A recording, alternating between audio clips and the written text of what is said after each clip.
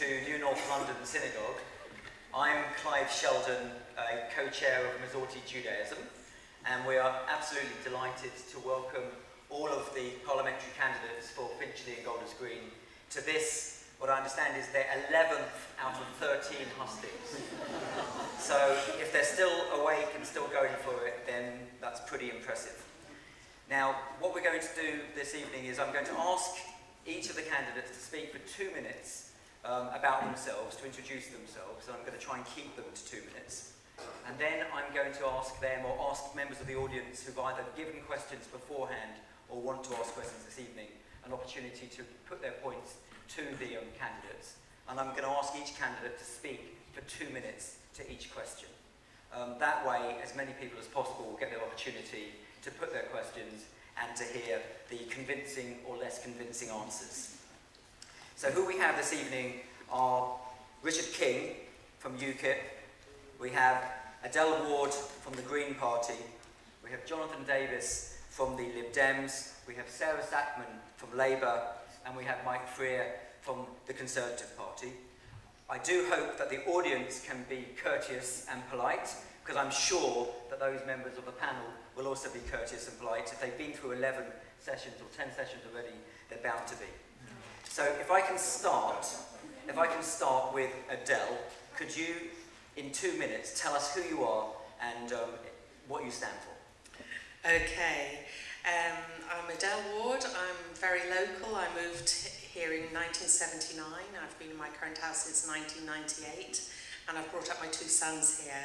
So I've been a student, a career woman, and a mother here. I intend to grow old here with any luck. So I know this area inside out, and I care about the things you care about. I'm a writer and publisher. I run Wardwood Publishing, a small local business. I'm a lifelong learner doing a PhD at Royal Holloway, and if you don't elect me, I'll be teaching there next year. I'd rather be elected, by the way. My particular concerns, climate change, of course, only the Greens are committed to keeping global warming below 2%, which is absolutely essential. We're heading for 3 to 4% at the moment, which is catastrophic.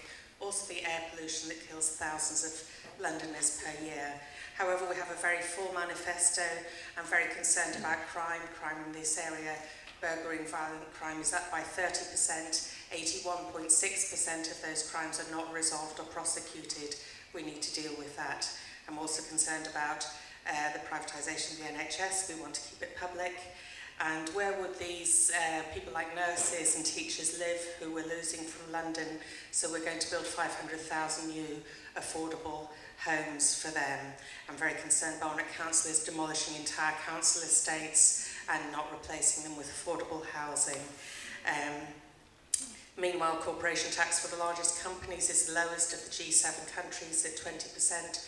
We could raise that a bit and properly fund universities, that a lot of you with sons and those of you going to university know what the crisis is in higher education. We would scrap tuition fees and give you a grant with the corporation tax, could do that. Even Labour won't raise that very low corporation tax. So there are more jobs at the moment, more people on low wages, 0 hours contracts, more people relying on food banks. So we want a minimum wage that's a living wage. The Green Party has policies for all of these issues. I hope you'll vote for me to give me a voice so that I keep campaigning for you now and after the election, and keep calling the other parties to account so that they resolve these issues that are very important to all of us who are committed to this area.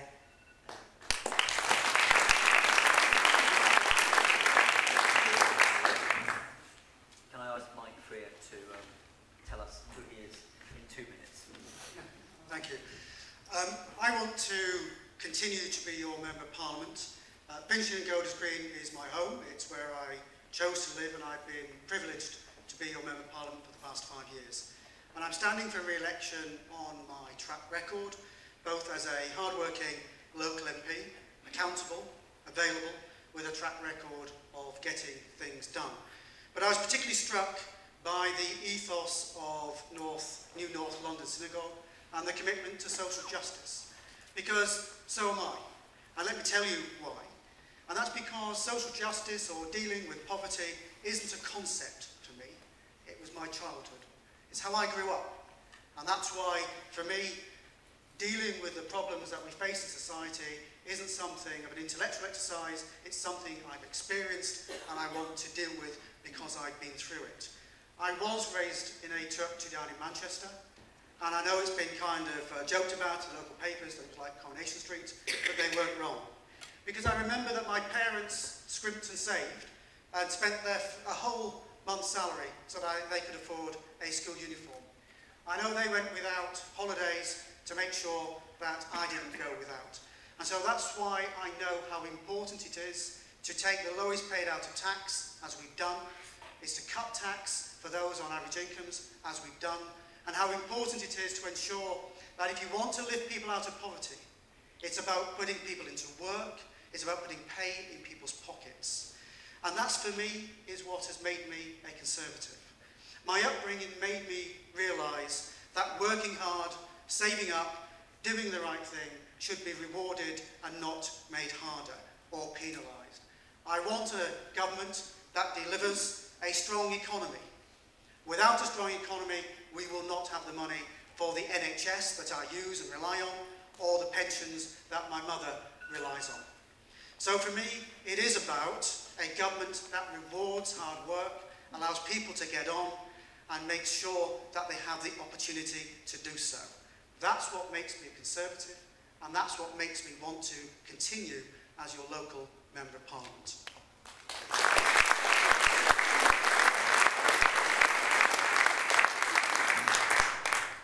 Thank you. Can I now ask Jonathan Davies to speak for 2 minutes? Thank you. My name is Jonathan Davies. I live in Golders Green. I'm the Treasurer of Golders Green Synagogue. I'm also represented on the Board of Deputies for Golders Green Synagogue. I've also been a councillor for Charles Hill Ward. My claim to fame in that respect is having introduced the first recycling collections in the borough of Barnet at the time when officers were telling councillors it was impossible.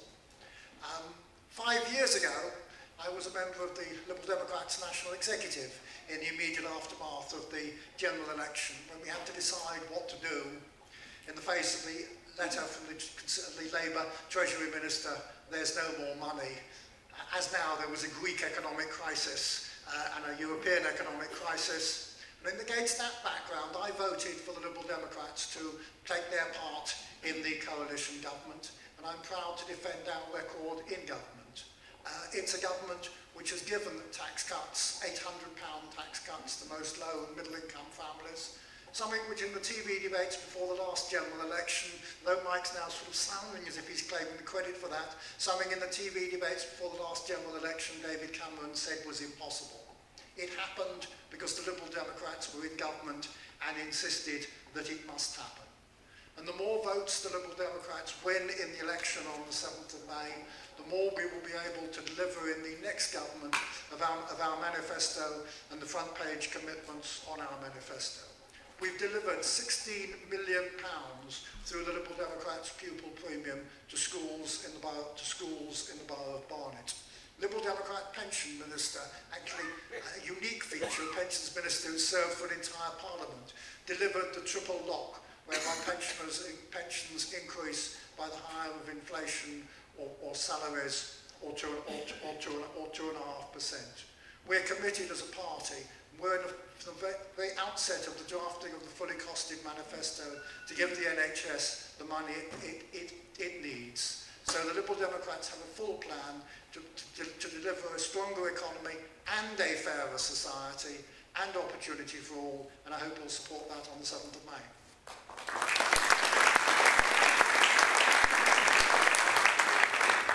Can I ask Richard King, please, for UKIP?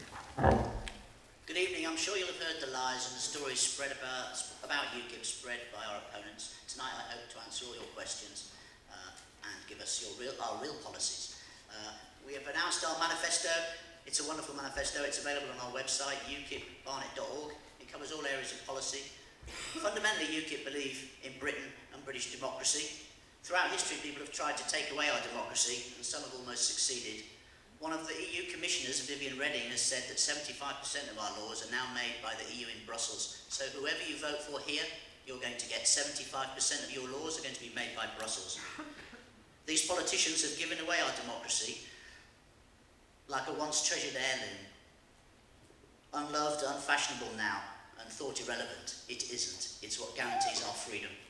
UKIP believe that all our laws should be made by our own parliament, which is 100% accountable to you. The EU is now autocratic and behaves like a European superstate of old, and we know where that has led before.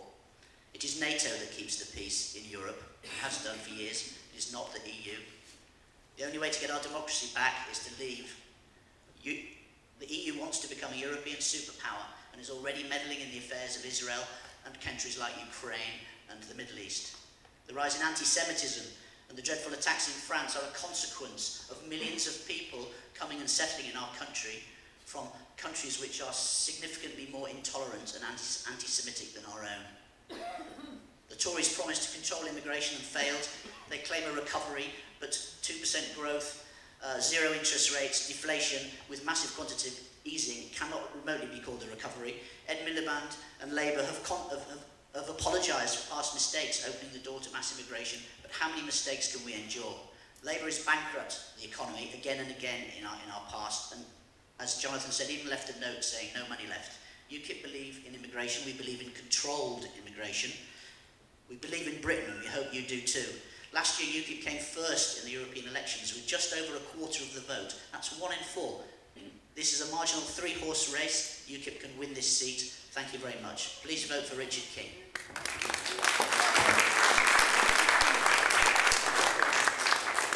And last but not least, Sarah Sackman for Labour. I hope you won't mind me standing up. It's a bit of an occupational hazard being a barrister.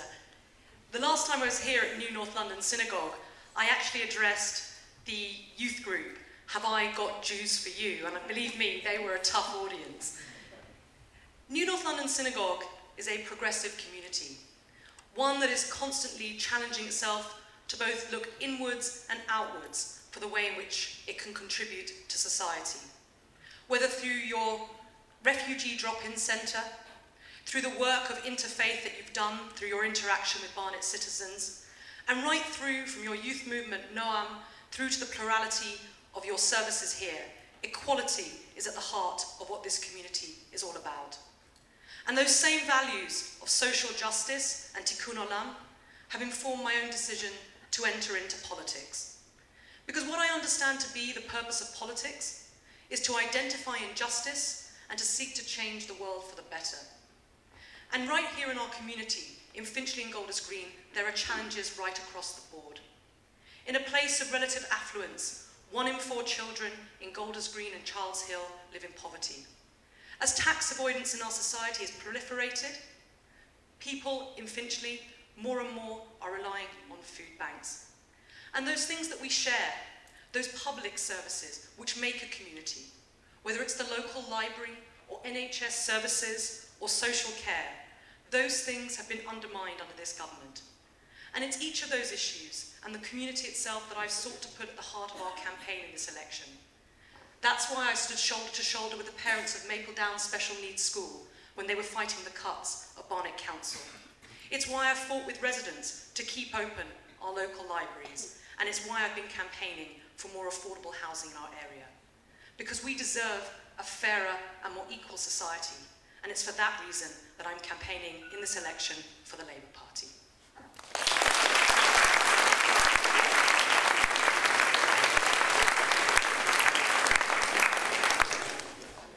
Thank you very much for that introduction from each of our candidates. Now, the first question that I want to ask the candidates has come from the floor. Someone sent this question in the last few days, and I think it's my favourite question of all. And I'm going to ask Jonathan Davies first, but everyone's going to have an opportunity to answer the same point. What has been your party leader's greatest mistake since the last election? What has been your party leader's greatest mistake since the last election? And you only have 2 minutes in which to answer.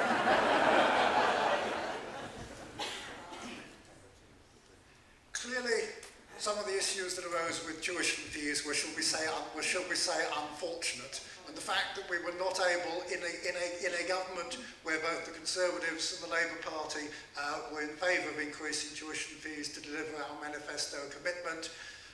As Nick said, the problem wasn't what we achieved in a deal that is good for students, but the fact that we made a promise that sadly we weren't able to deliver. And we as a party, and I think Nick personally, deeply regrets that. Thank you. Richard King, what has been your leader's greatest mistake since the last election? I think Nigel Farage's greatest mistake perhaps is telling the truth to the public about uncontrolled immigration and the problems it causes to our society. We all understand that we need controlled immigration, but 600,000 people coming every year to our country puts huge strain on jobs and wages, our social services, and all the critical services that we need. It's called telling the truth. We need to have our own democracy. Without our own democracy, where we make your MPs that you vote for, they are accountable to you. Every 5 years, you can sack the lot of them. You cannot sack the MPs in Brussels. You cannot control the laws that are made by the Brussels. Britain only has 10% of the MEPs in Brussels, so whoever you vote for, 90% of the EU will carry on doing exactly what they want. There are laws now, such as TTIP, which are being implemented in the EU, which are going to cause our National Health Service to have backdoor nationalisation, privatisation introduced into it. TTIP will allow GM crops, will remove all the protections that this British government currently, and the British people can currently choose to import onto genetically modified crops. There are a whole range of issues that are being made on your behalf by Brussels, which we can do nothing about whilst we remain in the EU. We should have a parliament that is accountable to you, and we should trade and be friends with all of our allies in Europe. Thank you. Sarah Sackman, what has been your party leader's greatest mistake since the last election? I think it's probably trying to eat a bacon sandwich within earshot of a camera. I'll tell him not to do that again. On a more serious note, I think that arguably Ed's biggest mistake was forgetting to mention the deficit in his conference speech. And I think the reason why that was a mistake is because it created a perception that perhaps Labour weren't taking this issue seriously enough.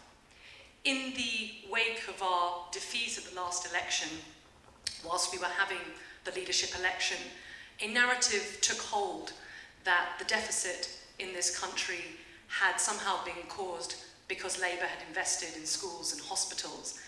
That was a false narrative. The reason that we have and continue to have such a large deficit is because our country went into a recession in the wake of a banking crisis caused by the banks and the light touch regulation which we in government permitted, and I think we have to hold our hands up to that. But I regret that Ed failed to mention the deficit because it gave this impression that we aren't serious about tackling it, which we are.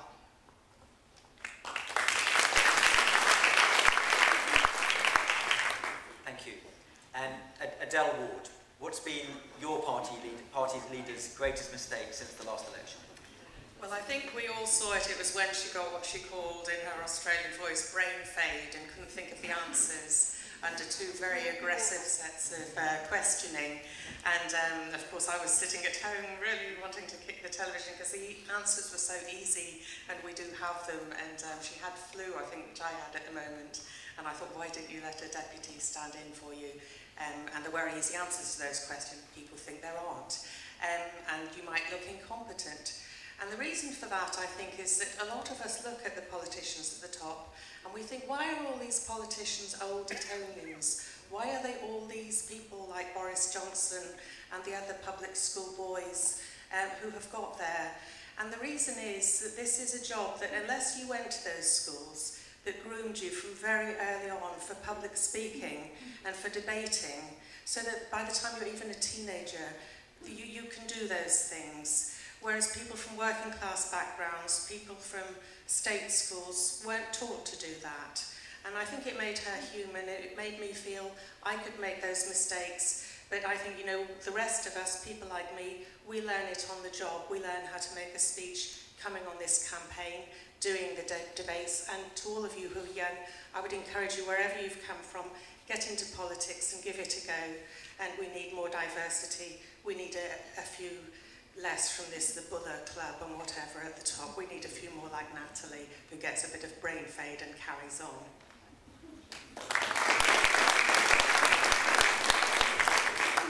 And can I ask, Mike Freer, what has been your party leader's greatest mistake since the last election? I think one slightly humorous is all politicians fall into the habit of forgetting you have a microphone on, and certainly when he was talking about conversations he's had with the Queen over the referendum in Scotland, I think he probably bitterly regrets that, as all previous Prime Ministers seem to have had that problem. But the policy issue, I think, probably his biggest mistake was not recognising that if you wanted to get housing built, that we inherited a housing market that was dead, kilns had been turned off, bricks weren't being made, and there was a skills shortage.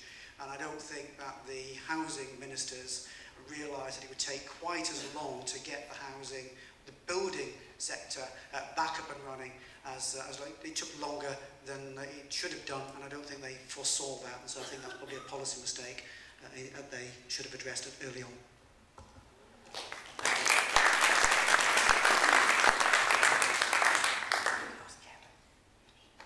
I'm going to take the first question that was sent in from the audience, and I'm going to ask Karen Lewin, if you can just put your hand up, and Claire will bring you a microphone.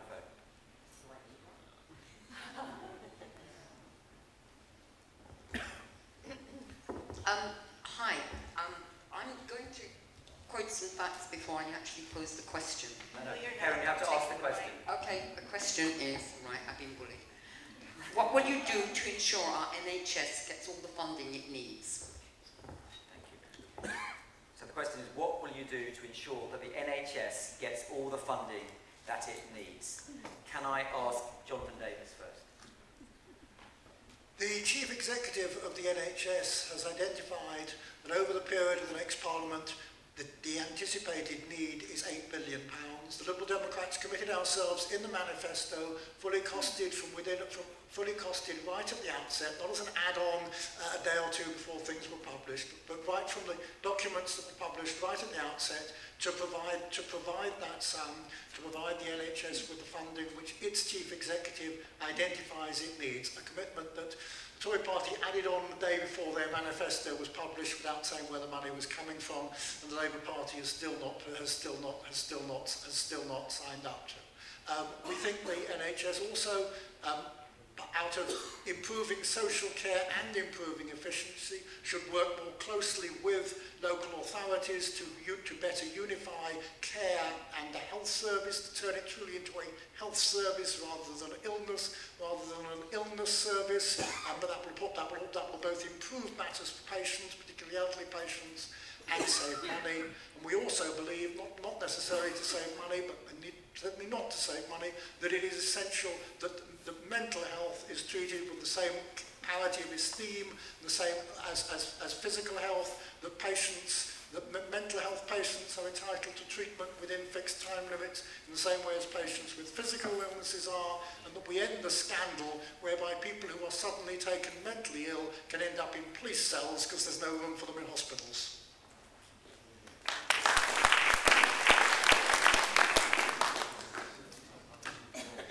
Richard King, what will you do, or what will your party do, to ensure our NHS gets all the funding it needs? When we leave the EU, we will save billions of pounds, and the £3 billion UKIP guaranteed to reinvest at least £3 billion a year of that into the NHS. However, the question is, how do we ensure NHS funding? Well, that's one way, but I think the question also, I assume, means of our free and public NHS, which is rather important. As I mentioned earlier, there is a US and EU trade deal currently going on in Brussels called the Transatlantic Trade and Investment Partnership. You can do your own research on it. You just have to type Google TTIP. This is a deal between the EU and the US. It is a corporate deal. It will allow backdoor privatization of our NHS. It will allow American medical practices into our NHS. There is nothing that Britain can do to stop this deal. It has been negotiated by the EU and US negotiators. Why don't you know anything about this? Because the EU, they don't want you to know about this. You can find out by just going into Google and typing TTIP, and there is reams of terrible stuff about this deal. We can only protect our NHS and keep it properly free and public by leaving the EU and not being a part of these sorts of deals. It is a secret. They don't want you to know about it. They do not want to talk about it. The main parties do not want this to be an issue at the general election. Labour claim to be the party that will save the NHS. Labour support this deal. There are a few Labour politicians that jump up and down and say, I personally oppose it, but it is policy of the Tory party, who probably like the idea of backdoor privatisation of our NHS, and the Labour Party, who claim to be the protectors of it, but the majority of the Labour Party and Ed Miliband has not condemned this deal, and they support it as part of our EU membership. Well, I think we should ask Sarah Sackman to respond to the question, but also can you respond to the extent that you know about this? A very short answer to Richard is that Labour MEPs have been at the forefront of the campaign to exempt the NHS from the transatlantic trade deal in order to protect it from backdoor privatisation. So I'm afraid, Richard, you need to check your facts on that one, because it's something that we've been absolutely clear about. It's not working. And anyone who has recently visited Finchley Memorial Hospital will see that we have we have both, if you like, the best and the worst of the NHS in one place. On the one hand, an outstanding facility, wonderful staff, doing very dedicated and important work from breast cancer screening to palliative care. On the other hand, we have a first-class facility where the GP suites are sitting empty because the property arm of the NHS is charging too much in terms of rents, which is dissuading the GPs from entering that building. And so we have a huge wasted opportunity right there. And the reason I pick out Finchley Memorial Hospital is because there we have a microcosm for what has gone wrong in the NHS, particularly since the Andrew Lansley health reforms encapsulated in the Health and Social Care Act were introduced. A £4 billion top-down reorganisation which nobody voted for and nobody wanted. But we have to look forward. Labour isn't going to seek to do another reorganisation. I don't think the NHS could take it. I don't think the morale of staff working in the NHS could take it. But we are going to ensure proper funding, an additional £2.5 billion a year to provide the 20,000 extra nurses, the 8,000 extra doctors and the 5,000 extra care workers that we need. We're going to pursue greater integration between health and social care. And let me also tell you how we're going to pay for it, because it's important that we level with the public about how we plan to do that. Labour has 3 funding streams it's identified: an additional tax on tobacco companies, which generate a lot of the health problems which end up falling back on the NHS, clamping down on tax avoidance, and yes, a policy that may be a little unpopular in parts of Finchley and Golders Green, the tax on the most expensive properties above £2 million. It may not be popular, but we have to be honest with the public. If we want a free and universal healthcare system, free at the point of need, we have to say how we're going to pay for it.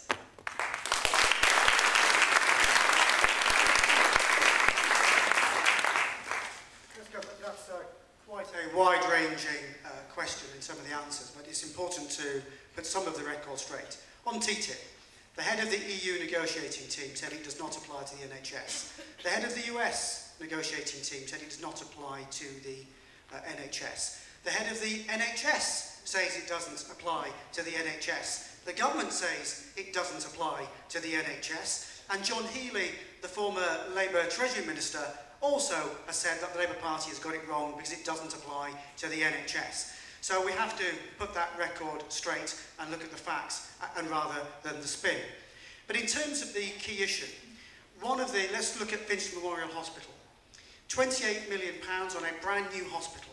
Yes, there's been a problem getting the GPs in, but that has now been resolved, and I think 3 GP surgeries will be moving in shortly, according to Barnett's CCG. One thing we're not going to do is reverse putting GPs in charge of our local health service. That's stripping out of bureaucracy, but £5 billion into the front line. And as far as I'm concerned, the NHS is something I use, my family use, and I rely on. It's free and will remain free at the point of delivery, taxpayer funded and clinically driven. The issues about how you fund it is not about family homes being asked to pay more tax, That's one argument. If it's being spent locally, it might be a stronger argument. But unfortunately, the Scottish Labour leader said actually it's going to be spent in Scotland. So if you're going to spend it on the English NHS, then raise it locally and spend it locally. That would be at least more coherent. But the issue about making the NHS money go further is things like the Better Care Fund. £5 billion of money to ensure that we try and get a seamless movement between social care and the NHS, because it's still too fragmented. But that's already underway. But the head of the NHS says it needs £8 billion to cope with the challenges over the next 5 years. That will be delivered through growth, as we delivered the £12 billion over the last 5 years by having a strong economy. If you want a strong NHS, you have to have a strong economy. Without a strong economy, you do not have the public money to spend on any public services.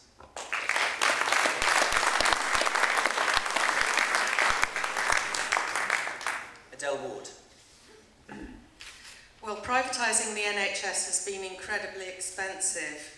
£18 million per day passed from the NHS budget to private providers this year. Last year, 6.6 billion went from the NHS budget to pay private health providers, a 50% rise from before, which means Labour were doing quite an expensive privatisation, to which Sarah has just said they're committing to rather than a reform. So part of the way that we're going to fund this is that we want a completely public NHS. We'll fight for a publicly funded, publicly provided health service free at the point of use, and we'll end the creeping privatisation of the NHS. We'll repeal the Health and Social Care Act of 2012. We'll have an NHS reinstatement bill to go against this privatisation. We'll also make mental health a much higher priority. How would we fund this? We partly by clamping down on corporate tax dodging. That's something we can commit to because we don't take money from corporate sponsors, so we can do that. Also, similar to Sarah, we would have tax on alcohol and tobacco.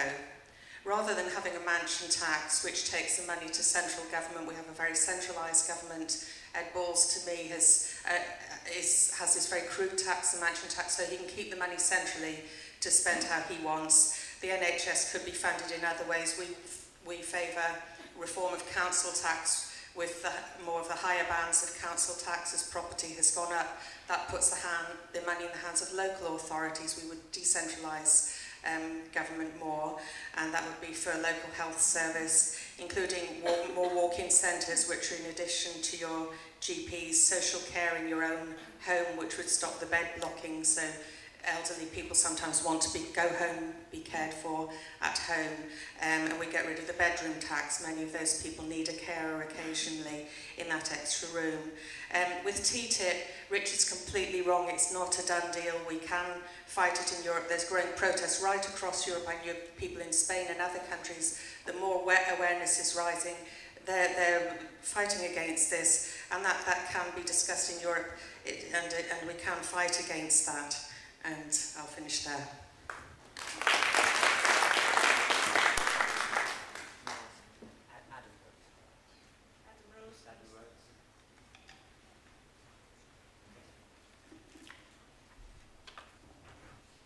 Thank you. I'd like to ask the candidates if they support a Britain where asylum seekers, refugees and migrants are treated with dignity and respect and helped to integrate into British society, and where no asylum-seeking children are placed in detention centres in line with the UN Convention on the Rights of the Child.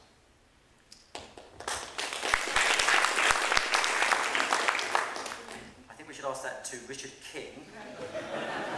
So the question is, I'd like to ask the candidates if they support a Britain where asylum seekers, refugees and migrants are treated with dignity and respect and helped to integrate into British society, and no asylum-seeking children are placed in detention centres in line with the UN Convention.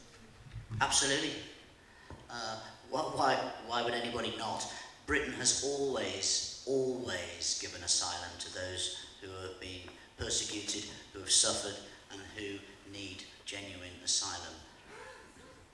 But that is not the same thing as allowing an uncontrolled number of economic migrants to come to our country.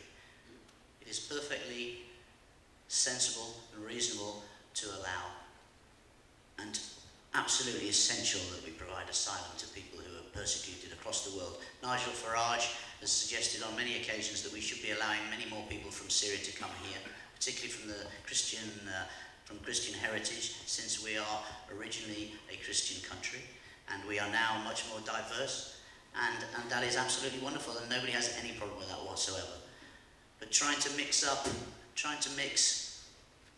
600,000 people coming to our country and putting pressure, unsustainable pressure on our services. When my mother-in-law came here in the 1950s from India, there were approximately 30,000 people a year net coming into this country. Now it is 10 times that.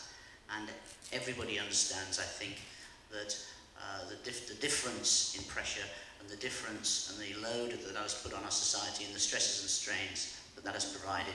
And that is all UKIP are asking for. We're asking for a controlled immigration policy. We absolutely support the asylum policy, and the fact that one of the problems now is that there are so many levels of appeal within the United Nations and the appeal processes in the European Court of Human Rights. Britain was foremost in creating these laws in the first place. We don't need a Human Rights Act. We don't need the EU to tell Britain what human rights are. We've been doing it for centuries, and we built these laws ourselves. Thank you. Mike Freer. Thank you. The bottom line is yes, Adam. I do not believe in detention. I've already signed up to stopping indefinite detention. I think it is fundamentally wrong. But we also, having spent the last 5 years dealing with many cases of people who are still struggling to get through the system, we also have to ensure that the system, which was on the verge of collapse, is still struggling to come to decisions, is swift and fair. Having spent, as I say, dealing over the last 5 years, people waiting for 10 or 12 years for a decision, there has to be a point at which to say it is now fundamentally wrong to try and say you can no longer be here. There has to be a point that it is not fair to say you've waited this long and it's time that your decision, and the decision is no. So we have to ensure that there is no detention, but the key thing is ensuring that the system of assessing asylum seekers is swift and fair, so we don't leave people in limbo. And it has to be a double-sided approach, not just detention, but ensuring that those who are seeking decisions are dealt with fairly and swiftly.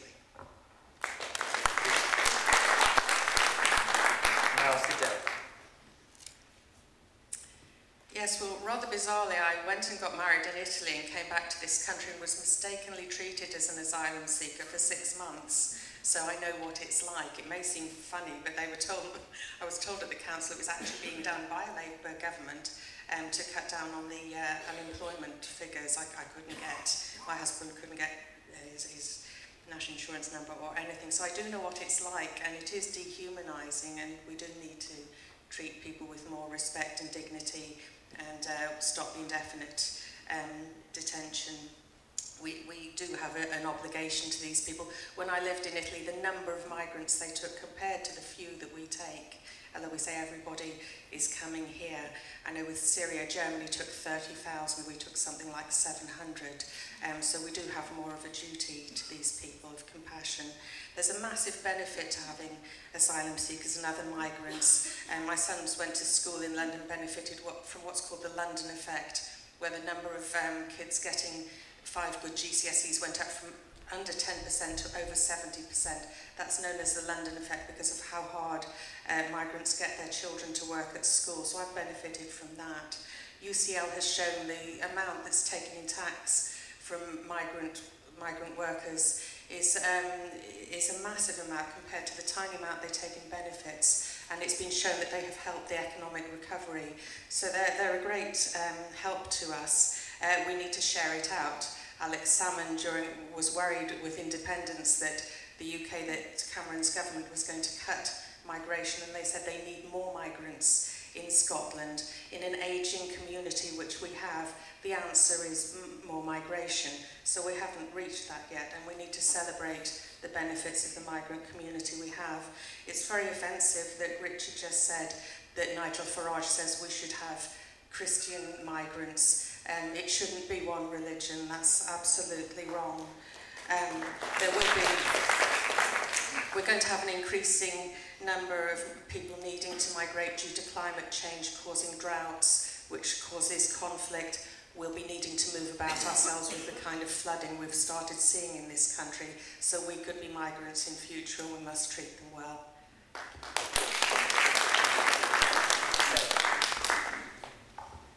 You know, here at New North London, those of you who've been involved with the refugee drop-in, just how acute the problem is and how important it is to treat those seeking asylum with basic dignity. Unless we need any reminder of how important this is, I think the recent tragedies with the deaths of several hundred migrants in the Mediterranean are a reminder of our responsibility to those seeking asylum, both when they are seeking to cross over to get into Europe and into our country, and also once they get here. And it's for that reason that Yvette Cooper has committed the Labour Party to ending the policy of indefinite detention. I entirely agree with you that it's not appropriate to detain children. I've actually represented asylum seekers and those who are children in our immigration tribunals, and it's clear to me that that is completely inappropriate. But it's why too pieces of legislation such as the Human Rights Act, which the Labour Party passed when in government and which the Conservative Party is proposing to scrap if it is elected, are so important. Because it's through pieces of legislation like that that we go and take we take litigation through the courts to ensure that those who are detained are treated humanely, that our practices vis-à-vis asylum seekers are humane, are dignified, and in accordance with universal rights. And it's for that reason I want to see a Labour government defending the Human Rights Act, which is what it will do if we're elected.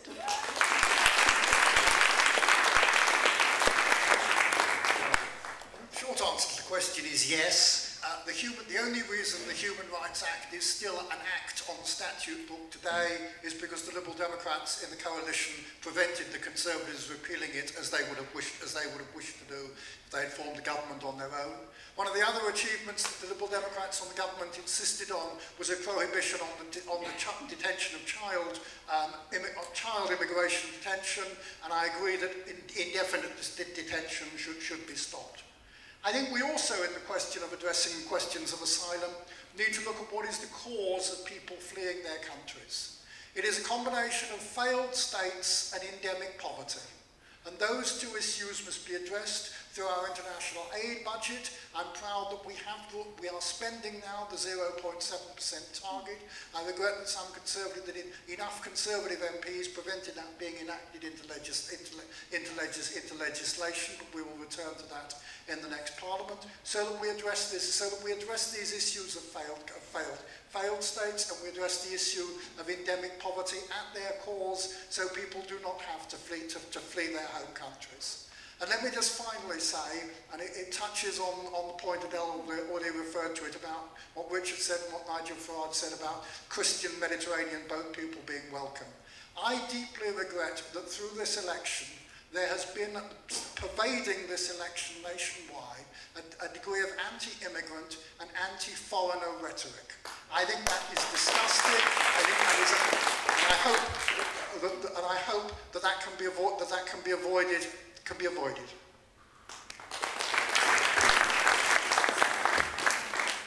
we ask Sam Lathman, a Year 9 student at JCOS?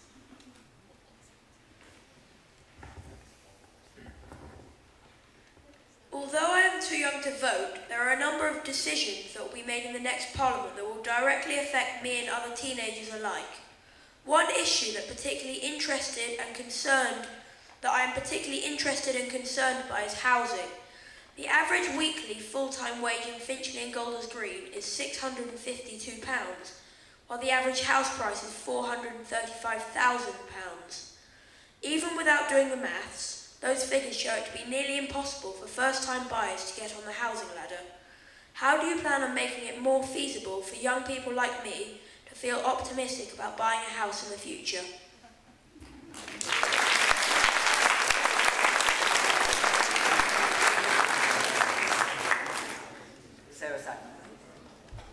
I'm really impressed that you were thinking about house buying in year 9. I'm not sure what I was thinking about in year 9. But no, it's an absolutely fantastic question, because when I speak to people right across the constituency, it's clear to me that the #1 issue in London is housing. And the question about how we build more affordable housing is critical, because at the moment, as you say, there's a complete disconnect between what people are earning and their ability to save for a deposit. More and more people in our constituency are renting, and for the first time, fewer than 50% here are owner-occupiers. So I think there are 2 parts to this. In terms of house building, Labour is committed to building 1 million homes in the next Parliament, but we have to ensure that what we do build is affordable. Now, I visited the Brent Cross regeneration area, where part of our constituency, where it's intended to build 7,500 new homes. But Barnet Council has required that only 15% of those are affordable. And even then, the definition of affordability is pretty loose. We're talking about 80% of market rent. Now, that's an issue of political will, because if you compare that to Labour councils, such as Camden or Islington, their affordable housing targets are much more ambitious. They're delivering social housing. So we have some choices to make to ensure that the housing that we are building is affordable. But the second piece of the puzzle is around rent, because the reality is that for young people especially, renting is what we're going to have to do for many years until we can save up for a deposit. And on that score, Labour is pledging to create 3-year secure tenancies, standard tenancies for greater security of tenure. We're going to cap rents, and we're going to ban letting agents' fees, all the while creating greater security for tenants who at the moment often live in overcrowded, poor housing with very, very little security to be able to plan financially for the future. But it's an absolutely terrific question, which I think is going to dominate London politics for years to come.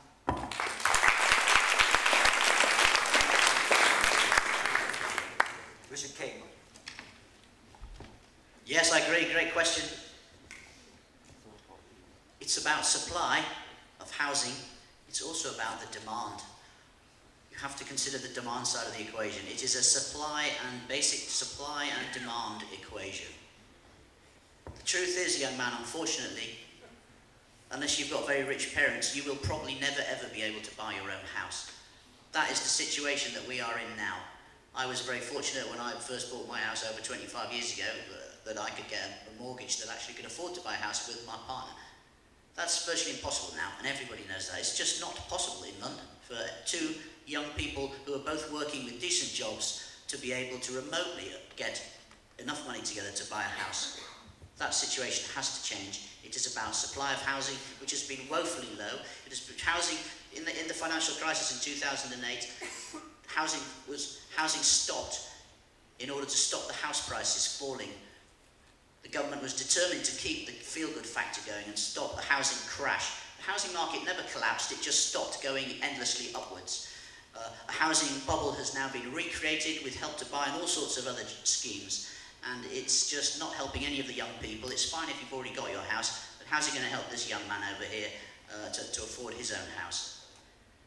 UKIP are going to have promised to build 1 million homes in the next Parliament over the next 5 years, and it will be on brownfield sites. We want to have a brownfield housing revolution. We want to protect our green belt. We want to stop the developers making 10 times the profits that they wish to do by developing on every single green space and not putting in the investment that we need into our brownfield sites that lie all over our cities. UKIP will scrap stamp duty for homes less than £250,000 that are built on brownfield sites to try and create a brownfield housing revolution.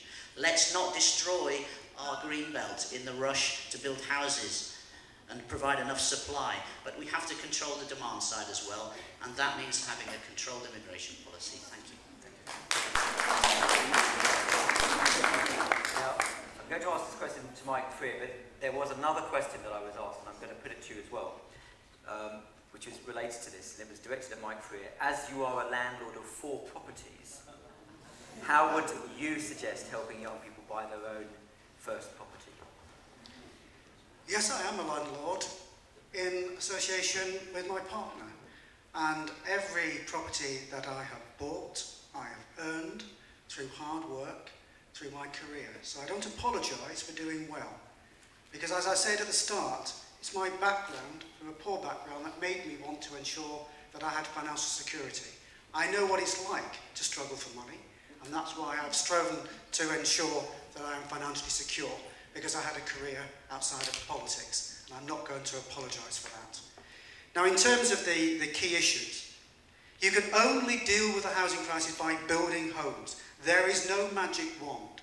And that's why one of the key things that this government has already done is to do things like permitted development, so empty office blocks, which no one wants, can be converted into apartments, bringing people back into our town centres. That's why new developments can offer a percentage of all the block for 20% discount, and it has to be to first-time buyers, has to be for someone under 40, has to be no buy-to-lets, and has to be no overseas investor. That's why there's a Help to Buy ISA and the Help to Buy mortgage, where the 5% deposit helped by the government. That's why if you want to solve the housing issue in Barnet, you can't oppose the regeneration estates in one breath and then complain about housing in the other. Because only when you can rebuild new homes of a better quality, with a better use of land, can you start to do things locally.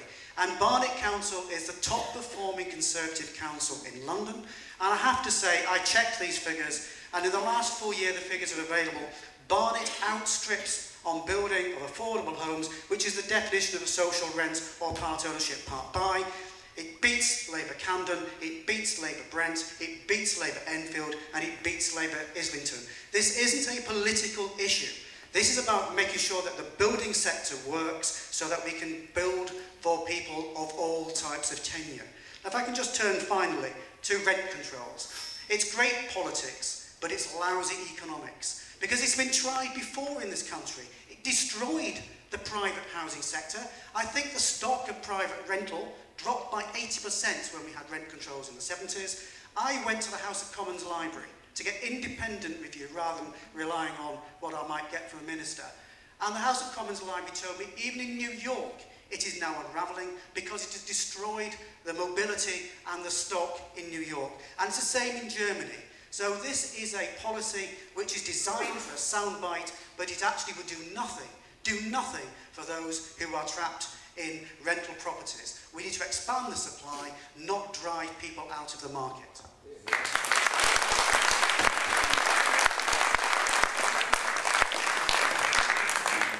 Can I ask Adele Ward? Yeah, I think it's a fantastic question because you hit on the key issues. I'm a mother, my sons, how on earth are they going to buy here? My parents fought for important things of free NHS, affordable housing to rent or buy. I want to continue that, and Richard is wrong. We absolutely must make it possible for our children to be able to buy and stay in our communities. We would do that partly by building 500,000 new, truly affordable homes. I just have to pick up on something Mike Freer said. To compare to how many homes a council builds, you know, that's all very interesting, but when you're demolishing as many homes, socially affordable homes, as we're doing in Barnet, 750 in the West Hendon estate, and the people, compulsory purchase orders even on people who bought them, given supposedly affordable homes at 80% of market rate, which they just voted in Barnet Council with a majority of one. Who can afford 80% of market rate? The questioner's question was also fantastic because he compared it to the income of people in the area, and that's crucial. A truly affordable rent is one that's based on the average income of the area, not 80% certainly, up from 30% of it. And the newspapers have shown ultra-Tory housing policy aims to push poor people out of Barnet. This went into The Guardian. We've been on the One show showing people as old as in their 80s being pushed out of estates here that are being demolished, and they aren't all rehoused. Mike will say secure tenants are rehoused. The insecure tenants live in those homes for the entire life of their teenage children, so why are they still insecure tenants? Those weren't the main answers I was going to give, but I have to pick Mike Freer up on that, because what's happening in Barnet is absolutely shameful. So we also regulate landlords, and I'll leave it there. Thank you. Sam has demonstrated why it's right to reduce the voting age to 16.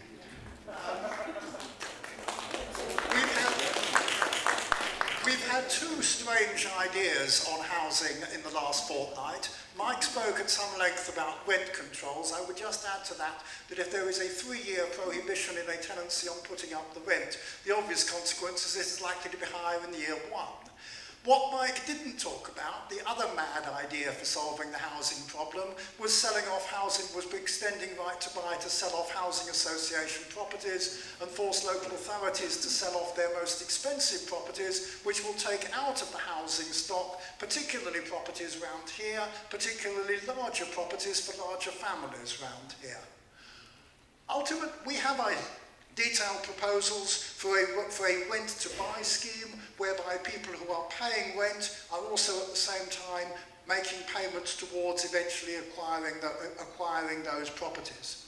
But ultimately, as has been said, the only solution to the housing crisis is to build more homes. We believe that can be done on brownfield sites and by creating new green cities around London where local communities will want that, certainly without building on greenbelt and without overdeveloping areas where it is where it is excessive overdevelopment. There must be an appropriate proportion of affordable housing. In that respect, the Mayor of London's record of not building affordable housing, but instead trying to achieve a council tax cut, if the Mayor merely froze council tax in London, that would enable prudential borrowing greatly to increase the amount of affordable housing in London. And I'll just finally end with one quick question for Richard. If he applies the immigration controls he wants to, who's actually going to be building the housing?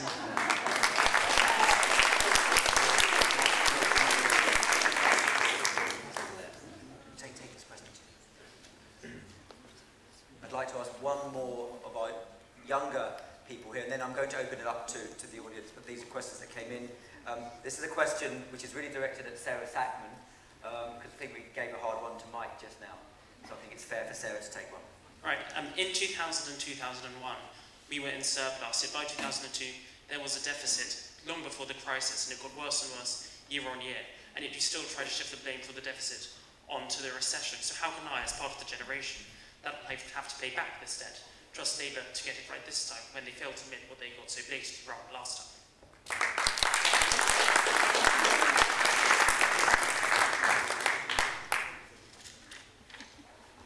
Under the Labour government, between 1997 until 2007, the economy grew. So that in 2007, before you had the Northern Rock crisis and the Lehman Brothers collapse, as a percentage of GDP, national debt and the national deficit was lower than that which we'd inherited in 1997.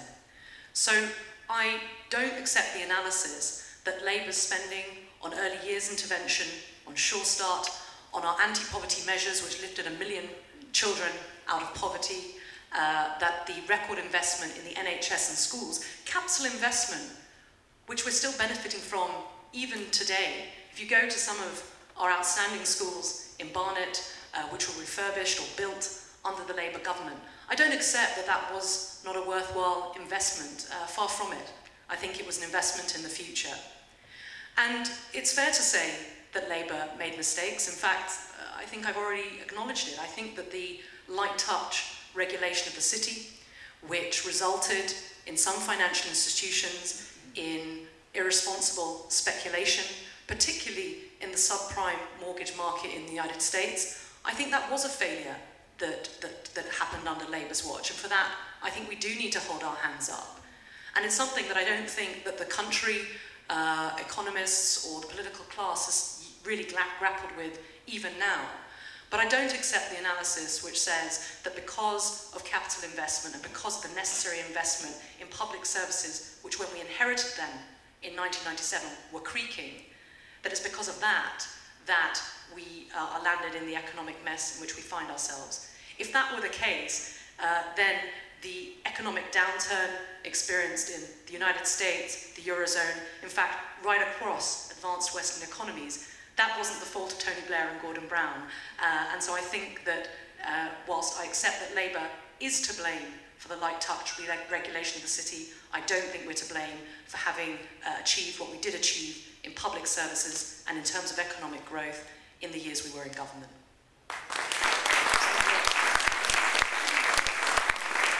If everyone else has 30 seconds to say whether or not Labour was responsible for the... 30 seconds only, Richard. Labour always bankrupt the economy. That's what they do. They might have other policies that you like, but Labour always bankrupts the economy. Look at any Labour government ever. And talking about the financial crisis that was caused by the bankers, it may have been, but who let the bankers off the leash? It was Gordon Brown who took away all the regulations in cahoots with the Americans and the others in the financial markets and the other countries who regulate everything. It was Gordon Brown who agreed for the regulations to be taken away. What do you expect bankers to do if you stop regulating them? What do you expect the energy companies to do if you didn't regulate them and make sure that they cleared up after their own mess? 30 seconds. Adele, 30 seconds.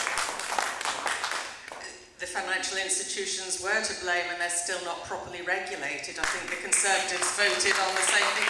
When someone's in government, it doesn't mean they're the only people voting on a policy. So it'd be very interesting to look at all of the ways people voted on that. They still need to be regulated. We're an anti-austerity party, so we don't take this attitude. I mean, if we're in such a need of austerity, why is corporation tax the lowest of all the G7 countries at 20%? The others are much higher. Even Labour won't increase it. For small businesses, it could be kept the same. Why was a tax break given to people who earn more than £150,000 while squeezing the poorest and more cuts? If we bring in another Conservative government, I don't know how the poor are going to deal with those welfare cuts that are coming next. Gordon Brown and Ed Balls did two things wrong. One, which Sarah has already referred to, was the question of banking regulation. And the second was they stoked up the credit market, and they stoked up the housing market, and they forced a boom, and from that boom the bust was inevitable. One person noticed this at the time and was described as a Jeremiah prophet of doom. That was Vince Cable. Sadly, he was right. And lastly on this, my friend. Let's remember where we were 5 years ago. We had a Greek-style deficit on the edge of bankrupting this country. Yes, the banks had a part to play, but so did the previous government, because they didn't just spend money that we didn't have, they spent money that you didn't have, and your children didn't have, and your grandchildren didn't have. That was the spending that made the economic crisis worse. Now we have a party saying, trust us, we're now fiscally responsible, but opposed every single measure to try and balance the books. And now we are told, remember we were told we were cutting too far, too fast, now we're being told we weren't cutting fast enough. So we're finding completely incoherent economic policies, but the bottom line is that this Chancellor, and to be fair, with his Liberal Democratic colleagues in the Treasury, have turned around the economy that has got us growing again, that is able to take, through growth, 3 million people out of tax altogether, 27 million people with a tax cut, and 2 million jobs, just think 2 million jobs. The Labour Party said it was going to be massive employment. The economic growth in this country is turning us around, and we can't go back to square one.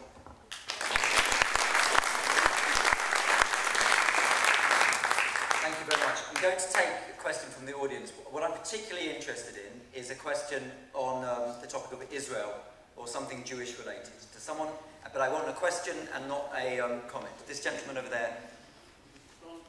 It's not Israel, but it's Jewish related. Okay, that could work. It's all right. Mr. Chapman, I'm used to standing. Identifying the question of injustice, which was touched on by somebody, and getting things done, which was also touched on by the panel. What is the panel's view about Alison Saunders' decision not to prosecute and its consequences? Okay, what we're going to do is I'm going to take a few questions, let's take 3 questions. Someone else on a Jewish topic. Yes, gentleman here. Thank you. It seems to me that there's one very important topic, essential topic, that's completely overlooked in this election, and that is defence. We have enemies all around us, potential enemies. We've got Argentina, we've got Russia, we've got the Islamists trying to take over the world, and yet what do? We run down our defence forces, we run down our police. Okay. Thank you very much. Apart from UKIP, all the other parties do nothing about it. It's only UKIP which wants to increase these defences. Okay, I definitely need a question about Israel. Okay, we have from Sarah. I've been deceived so far. Okay, I'm going to do a really basic question about Israel. That I and an awful lot of other people, pretty much aimed at Sarah, would say their sympathies are maybe towards your party, but are worried about your party's stance towards Israel, and similarly with the Lib Dems, actually. And I'd just like to know how we feel safe in perhaps voting for you or voting for the Lib Dems when we feel that perhaps Israel might not be as supported by you. Okay, so the way we're going to do this is I'm going to ask Sarah to answer that question, and then also Jonathan to answer that question on Israel, Mike as well, and then I'm going to ask over here the other 2 questions, unless you want to answer the question on Israel. Okay, we'll all ask the question on Israel. Okay. So everyone, Sarah, you answer the first question on Israel. No, I'll come back to the other 2. So Sarah, how are you going to persuade people in this room that Israel's future is safe in Labour's hands? So, growing up as a member of the Jewish community here, I also have the privilege of being very close to my 3 cousins, my aunt and uncle, who live in Jerusalem. I travel to Israel pretty much on a yearly basis. I've worked in the Israel Supreme Court as a foreign law clerk there, and my late grandfather, who passed recently, was actually an ambassador of the State of Israel. So for me, the issue of Israel and the relationship of this country and this community to Israel is something that is deeply personal and emotive, as well as a political question.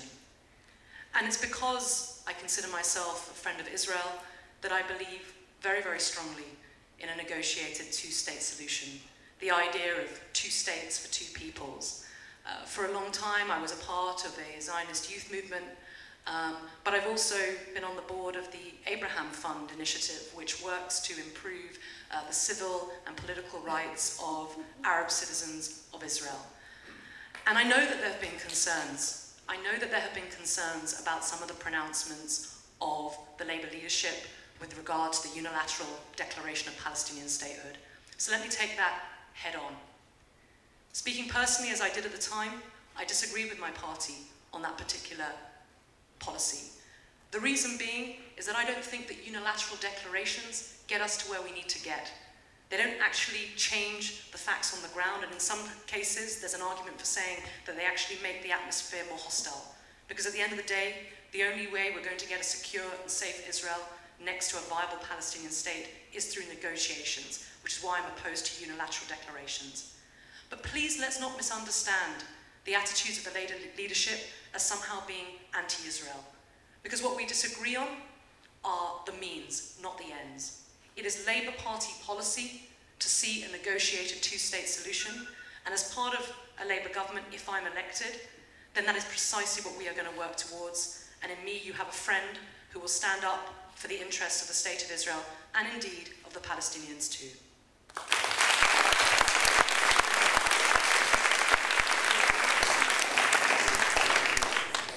I am Vice Chair of Liberal Democrat Friends of Israel and have argued Israel's case within the party. We've had a few full and frank exchanges of views with the party leadership. We clearly believe that the party should have acted more strongly in respect of David Ward. We'll now leave him to the electorate of Bradford. I have now confessed I skived off a week of the election campaign to spend Pesach in Jerusalem at the beginning of it. The Liberal Democrats are absolutely committed to a 2-state solution and recognise that that can only be achieved by negotiation between the Palestinians and Israel. worth remembering that the one border that has been stable in the many recent crises has been Israel's border with Egypt, where there is a peace treaty that was negotiated by a right-wing Israeli government under Menachem Begin. So there is hope for whatever may emerge when Israel eventually gets itself a government. On the vote, on the recognition of Palestine, whilst Labour had a whipped vote, the Liberal Democrats had a free vote. My own view is that that recognition of Palestine is an inevitable consequence of a two-state solution, but cannot and should not be a unilateral step. And just finally, without disturbing the friendship and unity of the platform, I have to note that several years ago, David Cameron referred to Gaza as a prison camp. He's changed his tune more recently. Adele, what's the Greens' position on Israel? Again, like the others, we believe in the negotiated two-state solution. I know we can be distrusted as well because we care a lot about human rights all around the world. So we do have a lot of activists, actually even women in black and so on, who stand out there, and I hear from them because and they're Israeli women, they're people. And I would say from that, I think the people you should trust are the people who are willing to go out and do that. And I think there may be a lot of pandering to people for votes, and I would maybe distrust them more than perhaps the Labour Party as well. I grew up in Northern Ireland. I never believed there would be peace there, and these situations are very complex. My mother would never vote for a left-wing party because she thought they will deal with the terrorists, they will give away our land. And yet, I don't agree with Tony Blair, but Tony Blair was the person who sat down with everybody and negotiated peace. And if he did do one good thing, he changed the situation in Northern Ireland. So I don't think the party you distrust is maybe the one that could get the solution you want. You support the boycott? I don't support the boycott because I've talked... my leader... The thing is, we're not a hierarchical party for a start. We have a lot of debate, and we're talking about this. I talk to a lot of people, and on the boycotts, the number of people I talk to, some say that it would cause too much hurt to people, too much suffering. So I don't agree with the boycotts. Academic and cultural boycotts are not in our manifesto. That was a mistake. But no, I don't agree with the boycotts, and I would vote against boycotts. So much sitting on the fence. All of these parties are all sitting on the fence. You should not feel safe if you're a friend of Israel with it being left in the hands of the Labour Party. The Labour Party has moved fundamentally into a pro-Arab stance. The body politic of the UK, including the Tory party, has moved massively to the left and is also now very much more pro-Arab than it used to be, and the consequences are there for all to see. The EU itself is fundamentally pro-Arab. It is not a friend of Israel. I am a friend of Israel. I have travelled to Israel. I'm not Jewish myself, but you know, Israel is an oasis of democracy in the Middle East, surrounded by dictatorships. All UKIP's policy is to support a two-state solution. However, that must be with two peaceful states who are agreeing. It is not possible to have a peaceful two-state solution when one side wants to eradicate and destroy the other. These parties, the other parties, all sit on the fence. There is a terrible rise in anti-Semitism across Europe. And we all know why. It is because millions of people have come to live in Europe who come from countries which are fundamentally significantly more anti-Semitic than the resident people. It's just common sense, and everybody knows what the cause of this is. It is quite clear that these parties, the whole body politic, is moving against Israel, and unless we do something about it, it will continue in that way. Particularly if, and we will suffer the consequences, particularly if we stay within the European Union.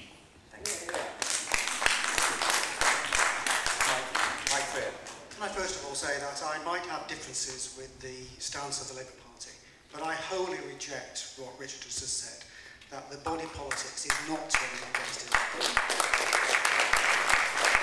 Can I say that my stance on Israel started from when I went and I visited Ashkelon and Sderot, and I realised that the size of the country, and that if I was living in Finchley and missiles were being fired on us from High Barnet, what would we expect our government to do? We'd expect them to stand up and deal with that threat. And that was my starting point about the security issue. But it's also, having visited regularly, most recently visited the Knesset with the Prime Minister and saw that very vibrant, almost too vibrant democracy in the Knesset. I've never seen so many parties walking in and out on each other in a short debate. But if you look at Israel, whether you are gay or straight or a man or a woman, whether you're Christian or Jew or Muslim or Buddhist, you have a role in Israeli society, and that is something that we must continue to protect. Now, turning on to the particular vote which was driving the question, I felt passionately.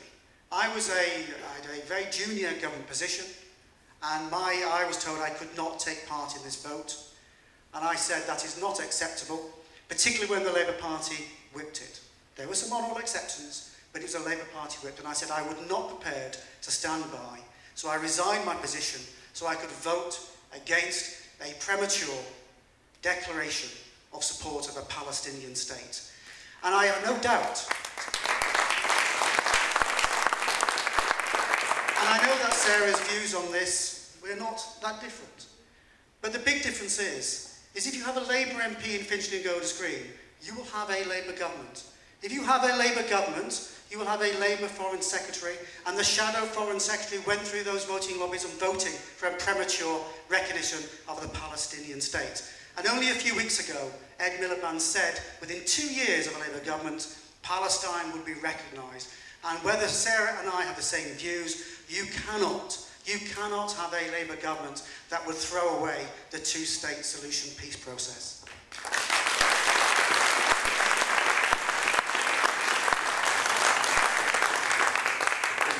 Just to answer my query, I think the shadow Foreign Secretary is unlikely to win his seat in Scotland.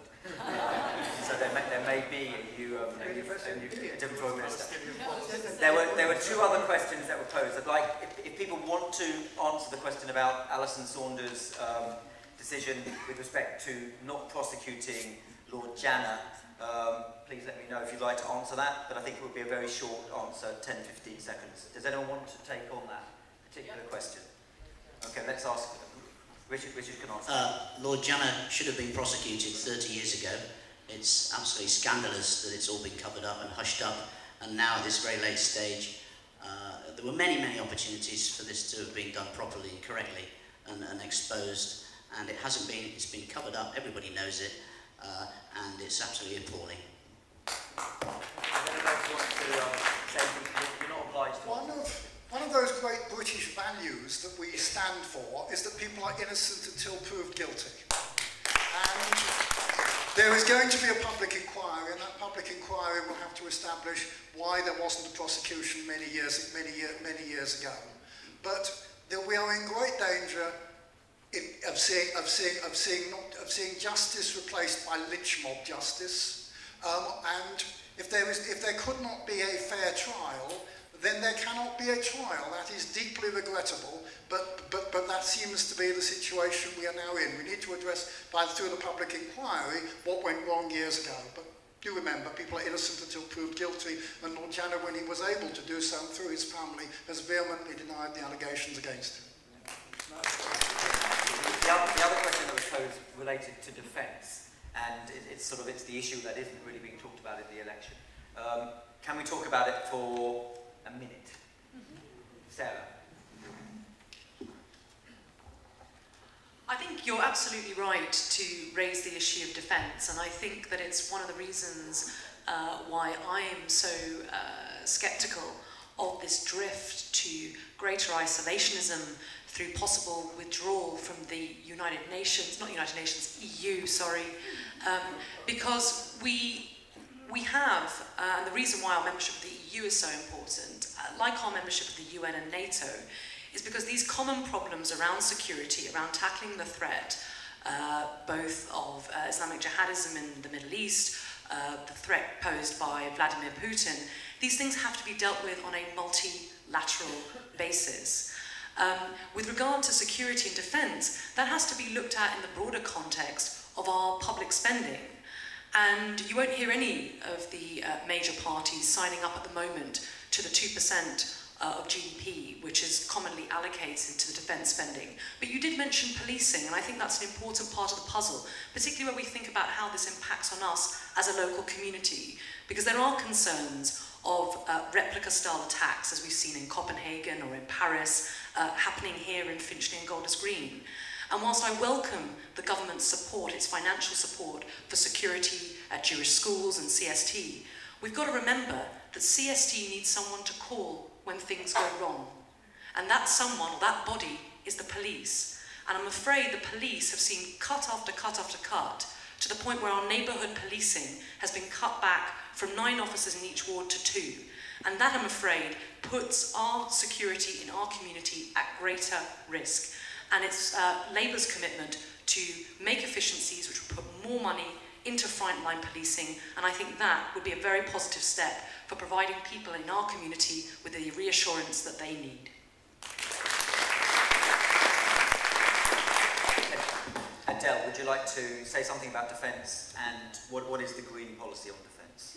Well, one of the Green policies on defence is that we don't want to continue with Trident for a number of reasons. The amount of money that's spent on Trident, for a start, could be spent on so many other things, the National Health Service and so on. We could use traditional weaponry instead, which is what is actually used in most situations. You can't imagine any situation where Trident would be used. It's never used in conflict. It doesn't put people off. It didn't put the Russians off coming and flying by our coasts. In the recent conflicts, Trident has played no part at all. So we would cut Trident and spend that money in a better way, but keeping traditional weaponry and investing in that instead. The cuts in police are also a big problem. I've got the details here on the rise in crime, the highest in Barnet, but also not prosecuting those crimes. And I helped a woman, we see more crime, all of us. I helped a woman in the road who was being attacked by a man. He was trying to strangle her. He was pulling her clothes off, trying to drag her into a bit of land near the Menorah school. She'd been trying to phone the police for an hour. When I phoned and pushed them to come, they came, and they told her not to prosecute because it wouldn't hold up in court. And I told them I was a journalist, and at that point they phoned the police station, and all of the neighbours had been phoning. They said because so many witnesses phoned, they could do something about it. But the pressure was put on her, first of all, not to go ahead. They said they were under so much pressure of work because of these cuts. And so that's a massive problem to our security in this area. And that's why we would put more money into local authorities and police. Also, the housing is needed for police to afford. When I moved here, there were houses provided for the police and key workers. So I've covered that, a few issues there. Okay.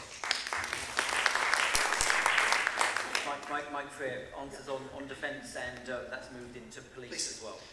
Quickly on defence, we still are have one of the largest armed forces in the world. But we do also have to balance the books, but it's also about making sure that the armed forces is not a size thing, about how big is our budget, it's actually how it's spent. And one of the biggest achievements of the government on defence is sorting out procurement, because that's historically been a mess. It's not a particular thing. All previous governments have basically screwed up procurement, and that's why we ended up with things like aircraft carriers with no aircraft.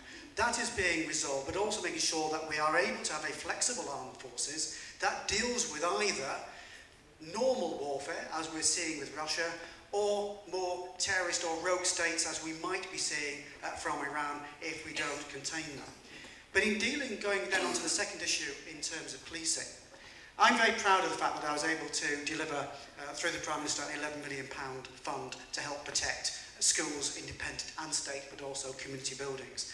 But the key isn't, and this is where I disagree with Sarah, it's not the safer neighbourhood teams who will be dealing with a terrorist attack. It will be organisations like the TSG and armed response vehicles. And you may not know this, but at any one time in North London, there are 6 armed response vehicles awaiting a call. That's where the money is being spent. It has to be tactical. It's not just about numbers. But when we come to numbers, actually, in Barnet, there are 54 extra warranted officers on the beat, because we've invested in warranted officers rather than having bricks and mortar who don't actually catch criminals. And in London, it is now up to full strength of 32,000 police officers, because the Commissioner has taken money out of the back office to invest on the front line. And it's about how you use your resource, not just the size of your budget. Richard, you talk about defence and police. The first duty of government is to defend its citizens and defend the realm. The Tory government used to be the defender of this. We were used to decades of Labour cutting defence, but the Tory party used to be the party of the defence of our country. They have given that away. They have cut, and it's part of austerity. They're now sawing at the bones. We now the three parties now no longer will even commit to the most basic 2% NATO funding requirement that our country has always committed to since the founding of NATO. It's a disgrace. UKIP will put that back to 2% guaranteed. UKIP also support an independent nuclear deterrent. We support an independent country, and we need our independent armed forces and an independent nuclear deterrent. The idea, if you seriously, it is NATO that has protected us and Europe since the Second World War. If you believe that somebody in the EU is coming to save you, God help you. Regarding the police, again, the service has been cut and cut and cut. Police stations are being closed everywhere. Everybody knows you never see a bobby on the beat. There's lots of talk about reusing resources. It's all about cuts. If you get burgled now, it's almost impossible to get your crimes registered. The government claims, there's a statistics game going on, they claim that crime is coming down when everybody's experience tells you it is not. It is just a joke, the crime statistics. It's about cuts, it's a disgrace. UKIP will restore our defence services to what they should, and rather more importantly, we must also stop interfering constantly in unnecessary wars. I hope there might be a question about that too. Thank you. And Jonathan? The question of the police budget and the defence budget actually overlap, because the Metropolitan Police budget has to address both national issues of counter-terrorism and our own local policing in Barnet and around London. And I sometimes think the fact that the budget has to address those two issues means the people of London are quite ill served. We have seen problems with local policing. We've seen what I regard as an enormous waste of money in little shops in the high street replacing police stations, but they're never open, which leads to a rather question: why waste the money on them? Either have them open, or sell them off and get rid of the real estate. My colleagues on the GLA are investigating a complaint came into my local council's ward surgery from somebody who dialed 999 and was met with an answer phone. So there are problems with the police. There are problems with the police service. Let me go on to the question of defence. I think we have to address this differently to the way we possibly would 18 months ago, before Russia invaded Ukraine and Crimea, when we thought possibly of we were possibly thinking of a different economic climate. We have to look at the defence budget strategically. We have to look at it as part of public spending. And finally, let me say a word about Trident. At a time when we are supporting nuclear disarmament, at a time when we're saying vehemently Iran cannot have a nuclear weapon, we think it is right that Britain makes a contribution towards nuclear disarmament. We do not believe you should scrap Trident, but we do believe that it should be scaled down. Should be scaled down from 4 boats to 3, which would give a significant financial saving that would be available to other areas of defence spending. Should be scaled down from a continuous at sea posture to a be at sea when necessary posture, both for the financial saving that would give and for the contribution and vote of confidence that would give in multilateral disarmament. We are almost at 10 o'clock and we have promised to comply with Jewish mean time at the end, even if we didn't at the beginning. And the last question that's been handed in is really a one-sentence answer. Okay? And the question, and it may even be a one-word answer. And the question is, please tell us which parties you plan to be in coalition with. Please tell us which parties you plan to be in coalition with, and I'm particularly interested to hear what Richard has to say. clearly UKIP are not going to have the majority. It doesn't matter. What matters is that we protect the democracy of this country, and that means getting out of the EU. And UKIP will do a deal with anybody and any of the parties that guarantee that there is a referendum for you to have your say. Adele, please tell us which parties the Greens plan to go in coalition with.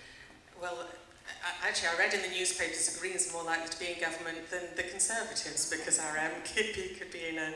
It wouldn't be a coalition, though, so it can't be two sentences. There's also another agreement called Confidence and Supply, which means you don't have to give up your integrity. You can support a government on certain votes, and then on a vote-by-vote basis, you can decide how to support them or not. So on a Confidence and Supply sort of arrangement, on a vote-by-vote basis, we could, I think Natalie Bennett has said, we could go with Labour. And hearing Jonathan Davies on all of these Hustings panels, I must say I'm impressed by him as well. So, me personally. So those two are possible. I think the Conservatives have the problem because there aren't enough Lib Dems now, so they would, I think, have to go in with UKIP, and it would be Blue KIP. So I think it is a good question. You have to think who you're voting for, who are they getting into bed with. Thank you. Jonathan, is it mutual? The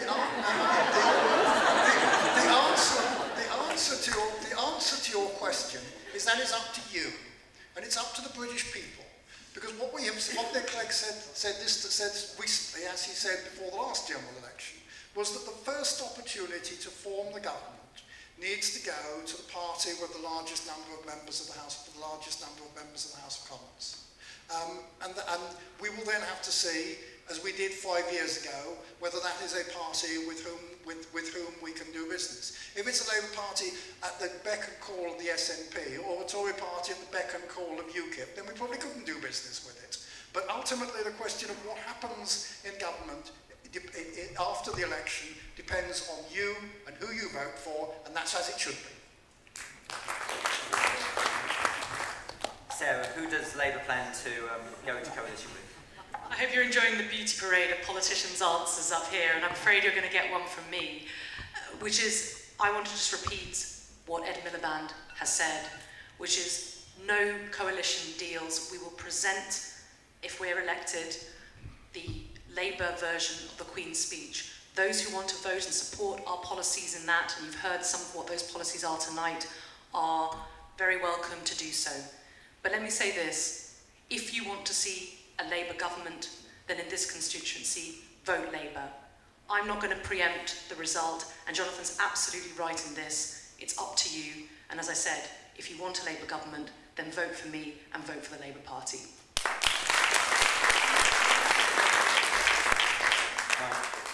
You do have an array of possible permutations, and I have to say, the opportunity of parties that the Ed Miliband could get into bed with, it's going to be a very large bed if you include the SNP, the Greens, Plaid Cymru, and all the other minor parties.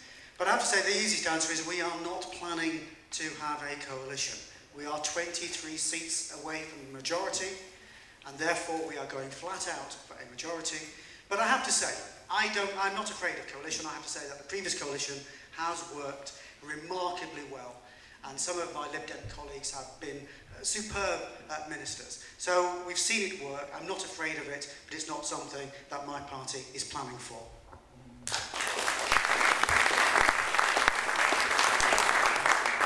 So that's all we've got time for this evening. I'd like to thank, before I thank all of the candidates, I would like everyone to thank Claire Mandel and Rivka Gottlieb, who put together this evening.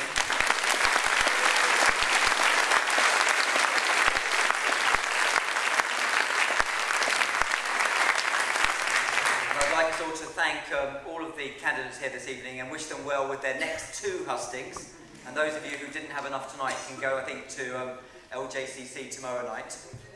So it's already voted, too bad. And I think everyone get out there and vote whichever party you choose. Thank you very much.